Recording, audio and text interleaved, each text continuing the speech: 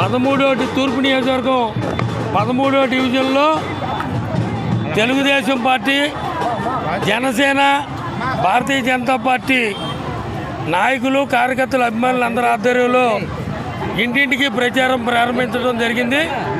అందులో భాగంగా ఈరోజు ఈ కార్యక్రమంలో కంచెల అచ్యుతరావు గారు, ఎక్స్ డిప్యూటీ మేయర్ దాడి సత్యనారాయణ గారు, బాలస్వామి గారు, రమణి గారు, సురేష్ గారు, మిగతా పెద్దలు అందరూ కూడా పాల్గొనడం జరిగింది. ప్రజల్లో చాలా మంచి స్పందన ఉంది. ఈ సైకో జగన్మోహన్ రెడ్డి పరిపాలన ఎప్పుడు అంతమొందుద్దని చెప్పి ప్రజలు ఎదురు చూస్తున్నారు.